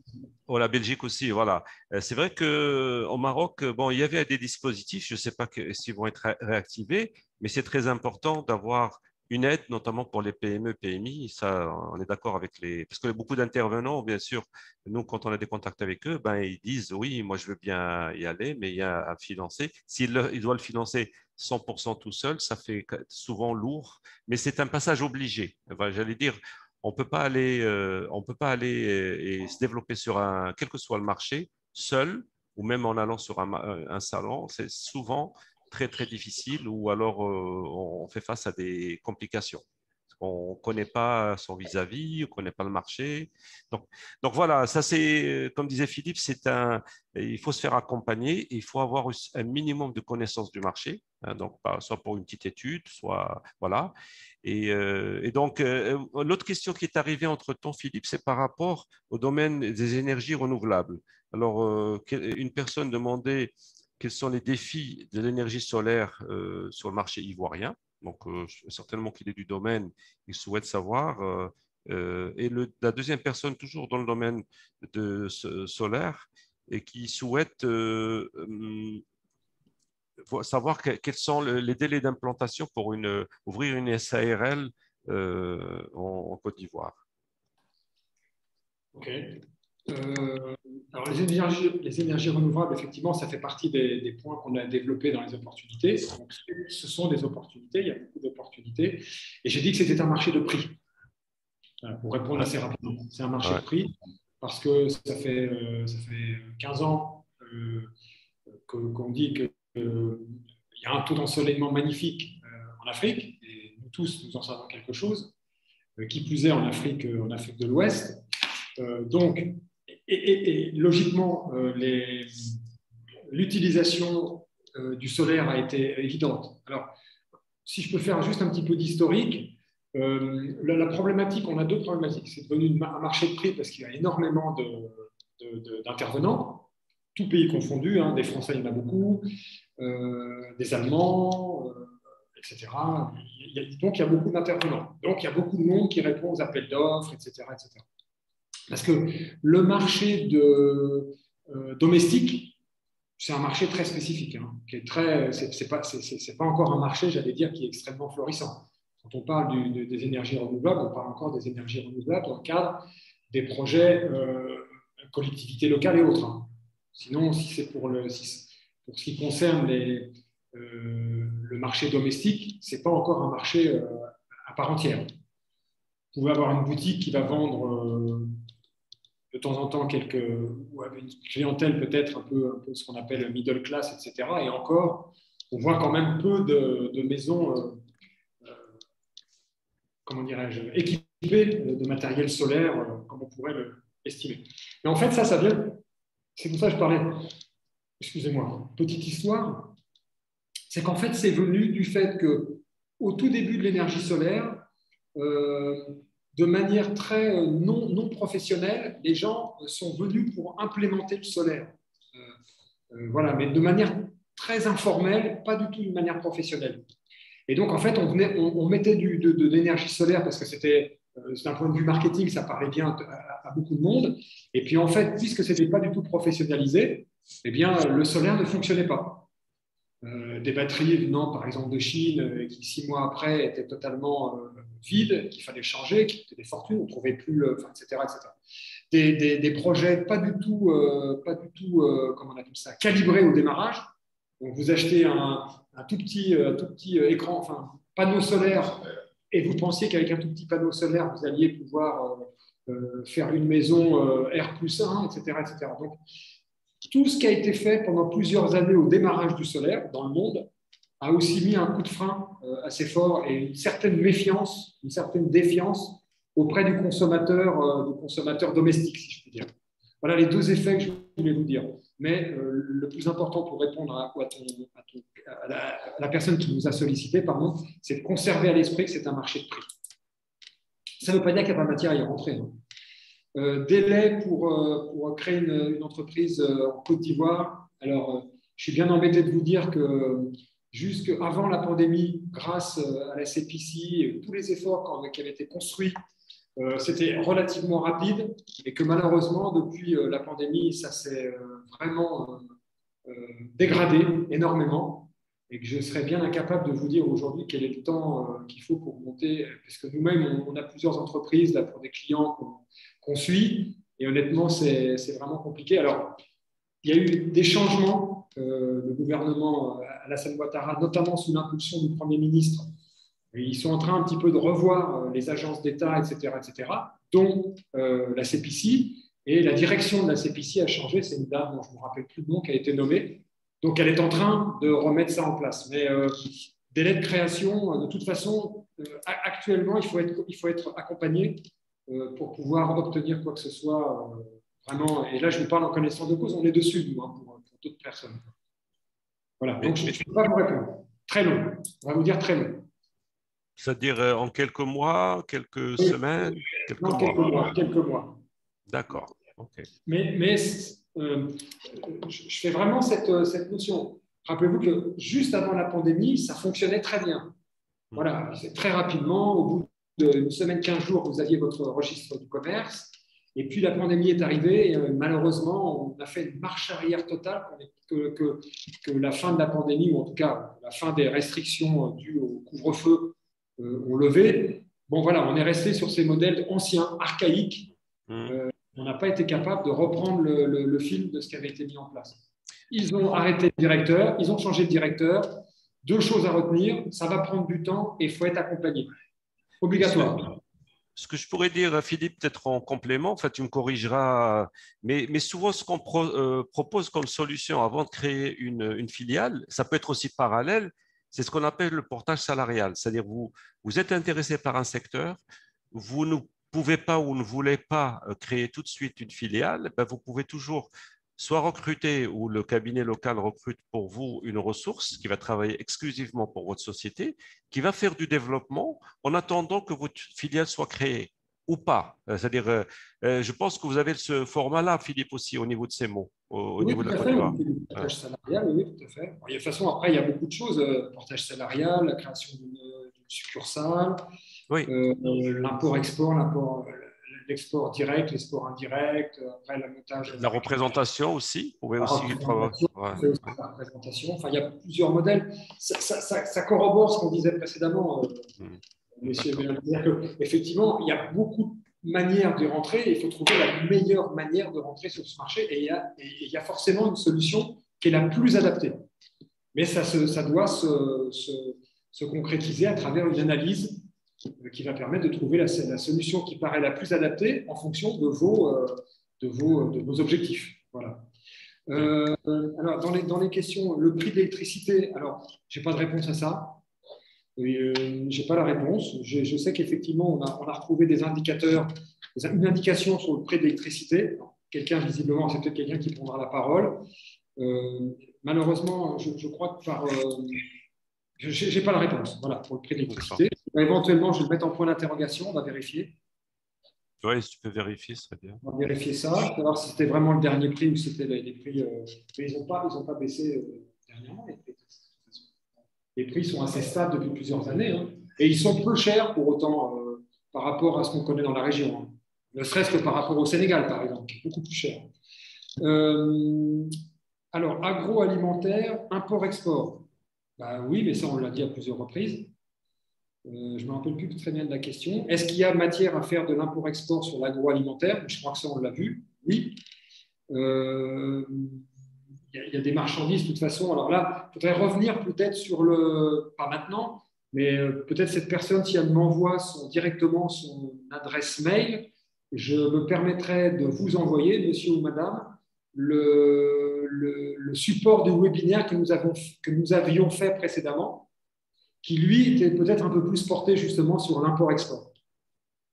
Donc, vous y retrouveriez éventuellement des éléments qui pourraient répondre à cette question. Revêtement écologique, je ne sais pas quoi en dire, sans doute. Ça mériterait de faire une approche marché, de faire une petite étude. Je ne vois pas pourquoi. Je vous dis, par exemple jusqu'à encore 2018-2019, vous aviez très peu dans tous les bâtiments, quels qu'ils soient, vous aviez très peu de revêtements thermiques. donc d'isolant thermique. Et j'aime à le dire, on a accompagné cette entreprise qui reste une PME-PMI, mais qui est déjà internationale. Elle est stupéfaite du nombre de containers qu'elle a déjà envoyés en Côte d'Ivoire, à tel point qu'elle envisage donc, le Sénégal, mais qu'elle envisage aussi de créer une usine localement, j'entends dans la région, face à la forte demande qu'elle a constituée localement. Donc, pourquoi pas revêtement éthologique, ça mériterait en tout cas d'être posé. Contact fiable pour investir en Côte d'Ivoire. Bah oui, je pense au premier rang duquel c'est bon. On est un contact fiable. On est là depuis 1900. Enfin, moi, je suis en Afrique depuis 1997. La société a été créée en 2009. On a, je crois, un peu plus de 250 entreprises accompagnées à notre actif, un peu plus de 350 études de faisabilité à notre actif, quelques belles réussites dans les accompagnements que nous avons réalisés. Donc, je pense que nous sommes des contacts fiables en Côte d'Ivoire. Mais il y en a d'autres, bien sûr. Maintenant, par rapport, si la question aussi concernait du sectoriel, ce que je dirais en complément à ce qu'a dit Philippe, ce qui est le cas de tous les marchés, il y a un travail qui est fait avec des due diligence. C'est-à-dire, si vous nous dites, moi, je suis dans le solaire, des panneaux solaires, avec des éléments techniques, il va falloir travailler sur le marché pour savoir qui sont les acteurs, qui est potentiellement un bon distributeur pour vous ou un bon partenaire. Enfin, tout dépend de ce que vous voulez, quel est votre projet. Mais disons que ce que dit Philippe, c'est bien sûr toute question qui va être posée au cabinet, ils vont la travailler dans les règles de l'art. Maintenant, vous pouvez avoir aussi des renseignements généraux via peut-être les chambres de commerce ou les sites des ministères locaux, mais ce n'est pas qualifié. C'est l'ensemble des acteurs qui sont là et à vous de prendre le risque. On a même donné sur une planche, sur un slide, on a donné les numéros de téléphone et les adresses mail en fait, de ces officines. Oui, tout à fait. Ouais. Donc, je ne sais pas, Philippe, je sais qu'il y avait un intervenant qui avait demandé la parole. Je reviens aussi à M. Belhassan. Je ne sais pas si vous voulez qu'on donne la parole déjà aux personnes qui veulent témoigner. Il y a eu M. Hamid Douche, si je me rappelle. Oui, c'est Hamid Douche. Il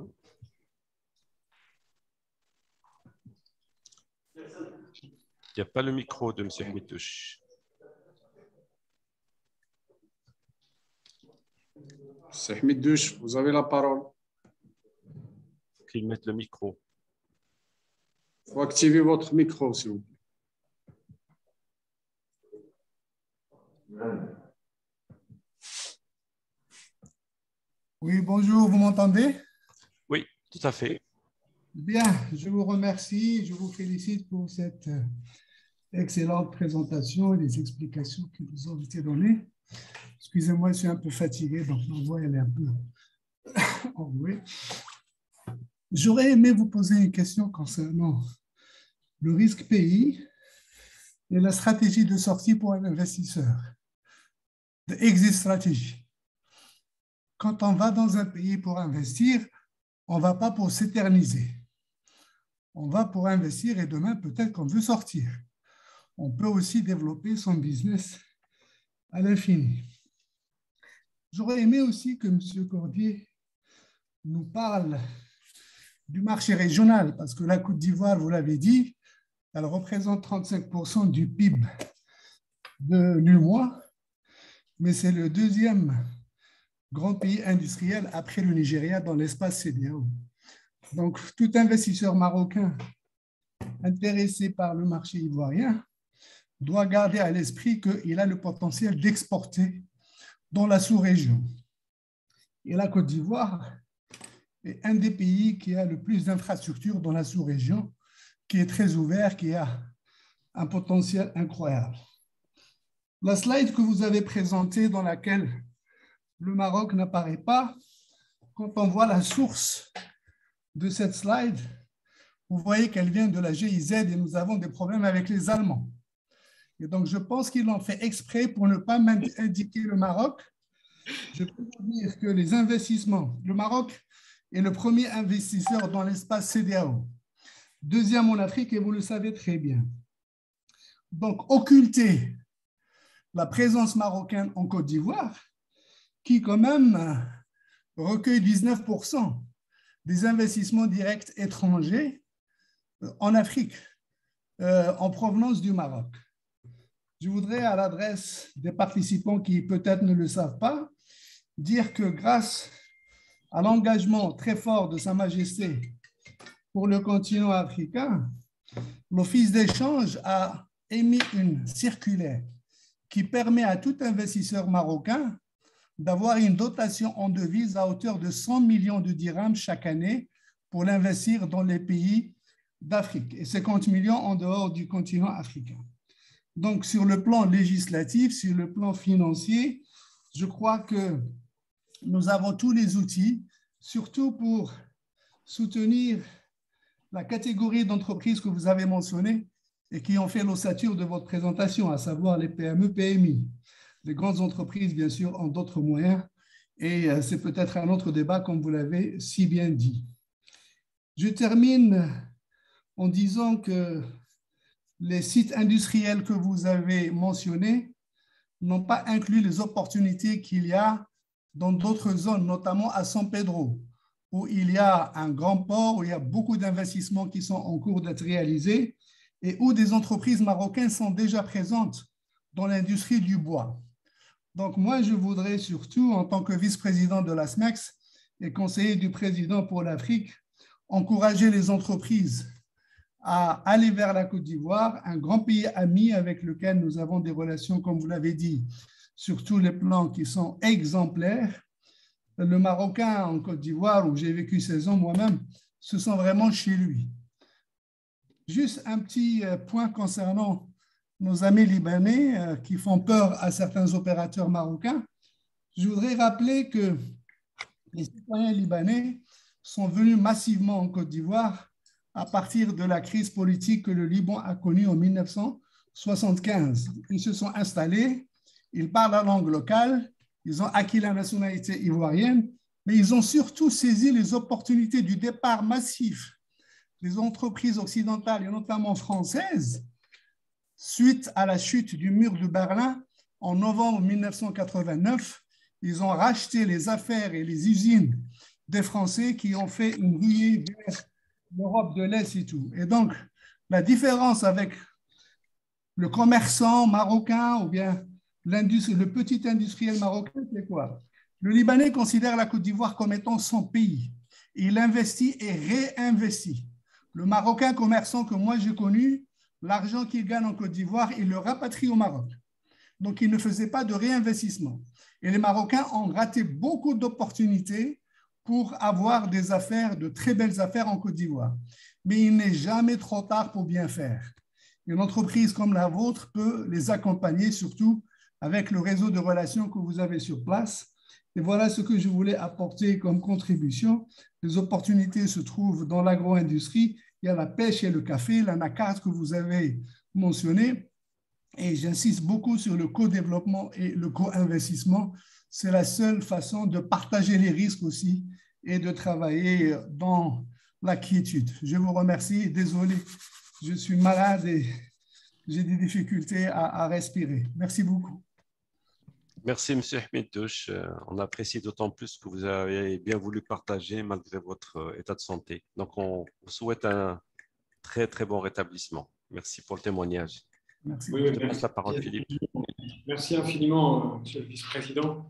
Je n'avais pas eu l'occasion de partager avec vous. Vraiment, je vous remercie pour ces informations extrêmement importantes. Je vois que j'ai bien fait de mettre quelle était la source de mon slide pour la partie. Donc, alors, à titre personnel, je reviendrai, je rechercherai à reconstituer toutes ces informations parce que ça m'intéresse en fait. Voilà. Alors, vous l'avez dit, on nous a sollicité pour la partie investissement, enfin industrie sur la Côte d'Ivoire, et du coup, on se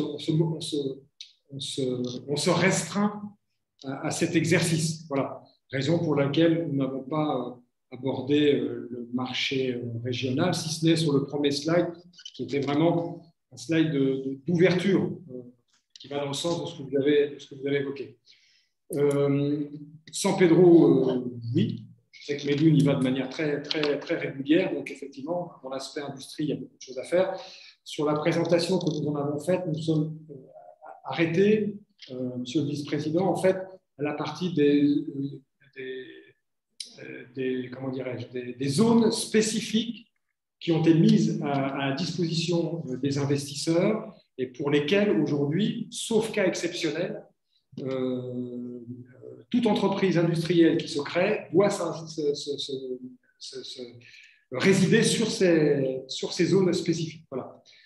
Maintenant, il y a des dérogations qui ont été votées, je crois que c'est 2018. Il y a dans le Code des investissements, il y a eu une refonte courant 2018 avec la loi votée en 2019 et qui a permis effectivement d'assouplir cette possibilité. Et du reste, en parallèle, il y a un gros recensement qui est effectué justement pour essayer de bien comprendre et de recenser, de lister l'intégralité des entreprises qui sont hors de ces zones spécifiques, dites zones d'investissement industriel, sur lesquelles aujourd'hui vraiment le gouvernement, sous l'impulsion du Premier ministre, veut faire le nécessaire pour qu'il y ait un regroupement de ces industries, dans le sens également du développement durable, c'est-à-dire toutes les infrastructures qui permettent de gérer au mieux les problématiques, quelles qu'elles soient, de risques industriels, etc. Écoutez, moi, je vous remercie. Je n'étais pas du tout au courant de cette dotation en devises pour investir en Afrique. C'est une très, très, très, très bonne nouvelle. Et très bonne nouvelle. On reste à votre entière disposition, bien évidemment. Merci Philippe. Oui, je t'en prie. Monsieur Belhassan, je ne sais pas s'il y a d'autres intervenants qui souhaitent partager des témoignages ou demander des précisions. Monsieur Belhassan. Et une autre personne qui s'est connectée avec Galaxy A71 qui a levé la main.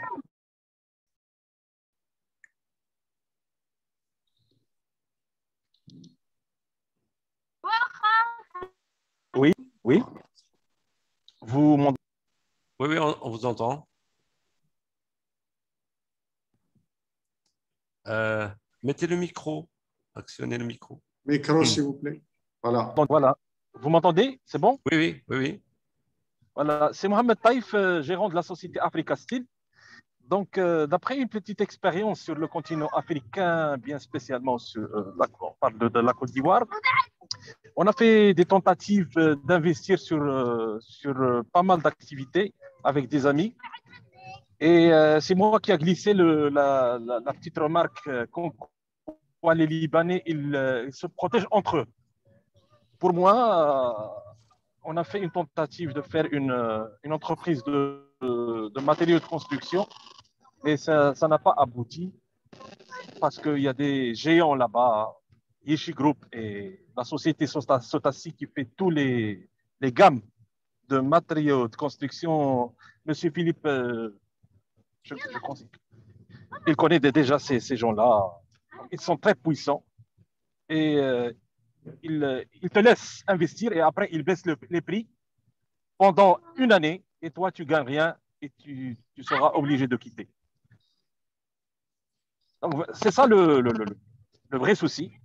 Donc, je donne l'exemple des matériaux de construction. Et moi, d'après mon expérience là-bas, donc c'est quoi le secteur où les Libanais ne touchent pas? C'est ça la question. Donc, il ne faut pas baisser les bras, mais voilà, c'est la réalité. Voilà.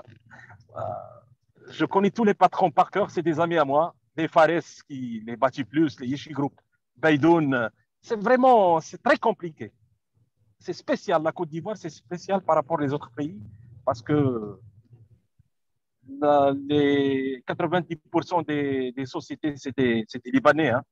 Donc, c'est quoi le secteur que tu peux toucher tranquillement? Je ne sais pas. il y a un avantage, c'est que les Libanais, ils veulent gagner l'argent facilement. Donc, il faut viser pratiquement les secteurs qui n'exigent pas de technicité approfondie. C'est ça mon conseil d'après ma petite expérience de 20 ans sur le continent africain. Je suis encore jeune, hein? J'ai 43, la moitié de ma carrière, je l'ai passée en Afrique. Donc, c'est. Faut pas dire que je suis un vieux, hein? Voilà. Donc, merci pour votre témoignage. Je laisse la parole à Philippe. Je ne sais pas si tu as des éléments par rapport à ça. J'ai pas de. Moi, enfin, nous, on a plusieurs exemples. C'est pas, je donne toujours le dernier ici, mais on en a plusieurs. On a travaillé aussi avec des gens dans le funéraire, on a travaillé avec des gens encore dans le second top bâtiment pour les enfin, il y a l'isolation, on a déjà pas. Enfin, on a pas mal d'exemples sur lesquels on a réussi à faire des actes. Enfin, on a réussi, nous personnellement, dans notre job d'accompagnement, donc conseil et accompagnement, mais je répète, de manière pour que ça soit bien clair, c'est nous, c'est vraiment notre job, c'est vraiment de faire de l'accompagnement. J'ai toujours l'habitude de dire à tous les gens, nous, on a les mains dans le cambouis. Voilà. Nous, on est auprès des entrepreneurs, on discute avec eux et on est nous-mêmes des entrepreneurs. Au service des entrepreneurs, en fait. On a pas mal d'expériences réussies et dans divers secteurs. Voilà. Alors, la particularité libanaise, vous en avez donné une partie. Il y en a une autre, c'est que les Fares, etc., ils sont présents en Côte d'Ivoire, mais ils sont présents au Sénégal, ils sont présents en Guinée, etc. Donc, c'est une communauté, effectivement, qui est assez fermée, dans laquelle vous y êtes ou vous n'y êtes pas. Mais par contre, ils ne sont pas fermés aux activités. Enfin, encore une fois, même j'ai un ami ici qui est dans l'informatique. Il travaille avec toute la communauté libanaise locale et grâce à cette communauté libanaise locale, il est en train de travailler au Mali, il est en train de travailler en Guinée, en Côte d'Ivoire, etc. Donc, je sais pas, j'ai pas d'autres exemples à vous donner que ceux que je donne ici. Maintenant, ça veut dire aussi que tout n'est peut-être pas réalisable. Hein. Non, Sotassi dont il a parlé, Sotassi, tout le monde les connaît, hein? Ça fait longtemps qu'ils sont là, ils sont dans le fer, ils sont dans les tôles, l'acier et tout. Mais vraiment, c'est des gens qui travaillent bien, hein, parce que même il y a un des gros projets que je viens d'étudier en Côte d'Ivoire sur une centrale électrique, même les tôles commandées, vous avez des certificats de conformité, ils sont certifiés ISO 9001. Voilà. Tout début est difficile, mais moi je trouve qu'il y a la place pour tout le monde pour se bagarrer avec les Libanais qui sont là depuis plusieurs années. Il y a le marché. Voilà. Oui, merci. Ce qu'on pourrait dire, et puis on pourrait reprendre ce que disait également la participation du vice-président Ardouche, qui a donné aussi une indication assez précise, c'est-à-dire qu'il y a aussi une méthodologie d'implémentation dans le pays. Voilà, moi j'ai entendu ce que nous a dit le vice-président, c'est-à-dire qu'effectivement, ils font des affaires, et puis les affaires, ils s'implantent dans le pays, et puis l'investissement, ils créent d'autres investissements, etc., etc. On voit bien, je crois que ça a été bien présenté également. Il y a un état d'esprit, en fait, à l'origine. Je ne dis pas, Monsieur Mohamed, que vous n'aviez pas cet état d'esprit, ce n'est pas ce que je veux dire. Et je rebondis sur ce qu'a dit tout à l'heure sur Ndouche, pour dire qu'effectivement, il y a aussi une méthodologie, un profil d'investisseur. Et l'investisseur libanais, il implante sa famille et il se développe dans le pays. Et une fois qu'il est bien développé dans le pays, il va se développer dans le pays voisin, etc. etc. Une vraie volonté de vrai investisseur au sens noble du terme. Merci. Madame Sabrina Tahiri. Madame Tahiri, mettez votre micro, parce qu'on ne vous entend pas.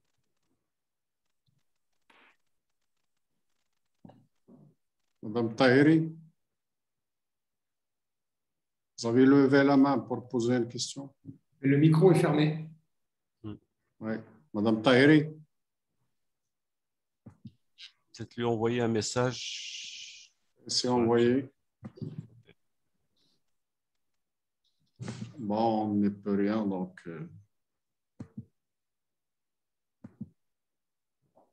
Est-ce qu'il y a d'autres personnes qui souhaitent poser des questions, apporter un témoignage?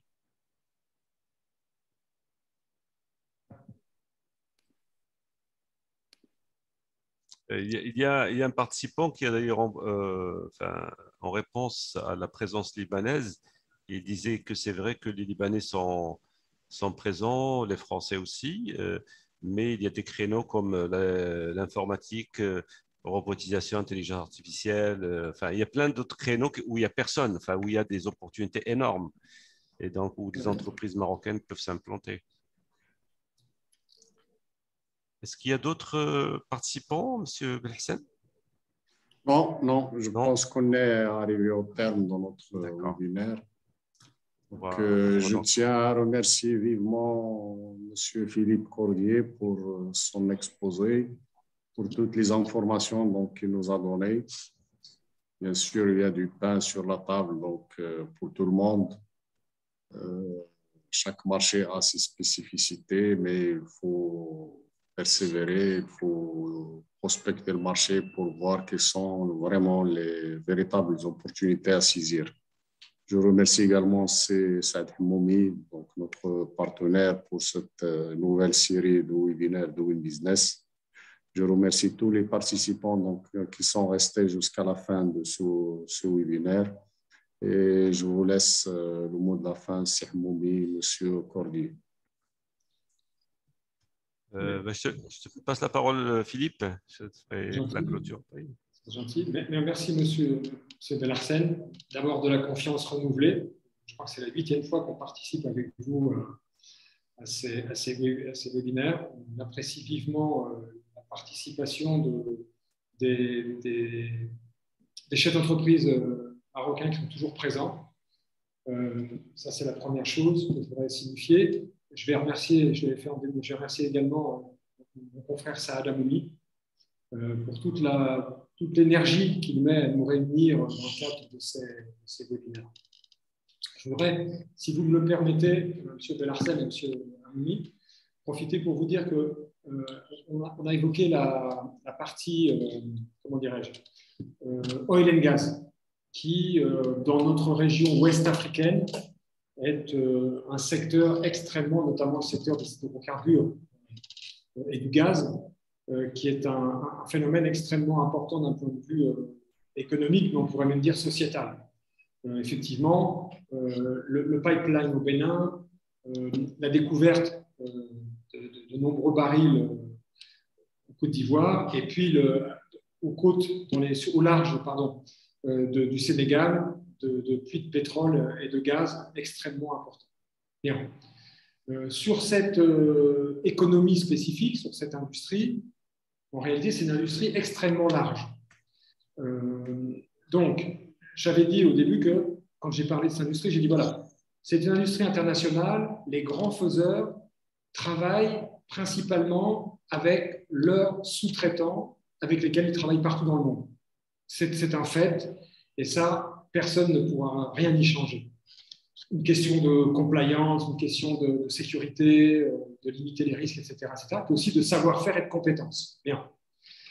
Sur cette industrie, puisque ce sont des entreprises internationales, elles sont déjà en train de venir en Afrique de l'Ouest et elles sont habituées à un certain standing, à un certain niveau, notamment d'activités annexes.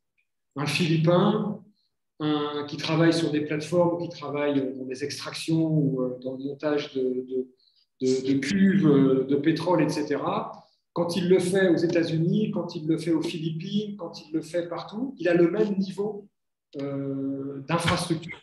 Il est dans le même contexte partout dans le monde. Il bénéficie de crèches, il bénéficie d'écoles pour ses enfants, il bénéficie de gardiennerie, comment on appelle ça, de conciergerie d'entreprise, etc., etc., etc. Ça, à l'heure où nous vous parlons, ça n'existe pas encore de manière qualifiée, ça n'existe pas encore dans les 3 pays que j'ai cités, Bénin, Côte d'Ivoire et Sénégal. Et j'insiste quand je dis ça. Je pourrais me faire taper sur les doigts, mais j'insiste en disant cela. Pourquoi je vous mobilise? Pourquoi je vous parle de ça? Je prends 2 minutes pour vous en parler, parce que l'idée, justement, dans le cadre du contenu local, c'est de voir dans quelle mesure, dans ces 3e et 4e rangs, les entrepreneurs marocains pourraient être mis en contact directement avec les entreprises béninoises qui ont déjà la capacité commerciale à faire, avec les entreprises ivoiriennes qui ont déjà la capacité à faire, je parle de capacité commerciale, et avec les entreprises sénégalaises qui ont également la capacité à faire. On a lancé ce projet donc, de rendez-vous B2B qualifié il y a maintenant 15 jours. Voilà. On voulait simplement vous en faire part pour vous dire que nous sommes dans ce trend. On a des partenaires. On a un partenaire, la société Helios au Bénin, la société soudure industrielle et pétrolière en Côte d'Ivoire et la société Codex SA ici au Sénégal qui croit dans ce projet. Et l'idée, donc, c'est faire rencontrer des entreprises de l'extérieur, y compris, bien évidemment, des entreprises marocaines, leur permettre de rencontrer des entrepreneurs locaux avec lesquels ils pourront amener leur savoir-faire, leurs compétences et l'entrepreneur local, toute sa capacité commerciale de pouvoir rentrer sur ces marchés autour de l'oil and gas. Voilà ce que je voulais vous dire, passer un petit message pour vous dire qu'on a ce projet sur lequel on travaille, avec lequel bien, si, on aurait grand plaisir, là encore, à vous accompagner, comme on accompagne des sociétés, on a déjà rapproché des entreprises belges, des entreprises françaises, des entreprises japonaises, des entreprises philippines, nous ont approchés par l'intermédiaire de nos différents correspondants un peu partout dans le monde. Voilà. Je m'excuse pour le temps pris, mais ça me paraissait important. Merci Philippe pour cette opportunité qui est très intéressante. En fait, en clair, c'est appel à toutes les entreprises qui travaillent dans l'oil and gas, qui peuvent avoir un savoir-faire, parce qu'il y a un marché très important qui est déjà là entre ces 3 pays. Donc, c'est ça le message de Philippe. Donc, on sera à disposition pour créer ce partenariat, essayer de faire que le développement sud-sud ait aussi un sens, ce n'est pas que nord-sud. Et donc, moi, je tiens à remercier Philippe et aussi Medoun Diop, enfin, son partenaire en Côte d'Ivoire, et ce partage et ces nouveaux formats de doing business qui va être sectoriel. On va essayer de généraliser et de zoomer par pays en fonction, bien sûr, de l'intérêt que ça représente pour les membres de la SMEX. Et j'en profite pour remercier M. Belhassan et toute l'équipe de la SMEX avec M. Sentissi, Mme Karkari et M.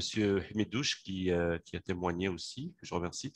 Et donc, je vous donne rendez-vous, je pense c'est bien le 15 décembre, hein, Philippe, tu me corrigeras, sur le Sénégal pour un doing business aussi, même format. Donc, j'espère que on aura autant d'intérêt que celui de la Côte d'Ivoire. Et voilà, on est à votre disposition pour tout accompagnement. N'hésitez pas à me contacter ou à contacter Philippe. Donc, merci et je vous souhaite une bonne soirée. Au revoir, Philippe. Merci. Au revoir à tous. Au revoir à tous. Allez, au revoir.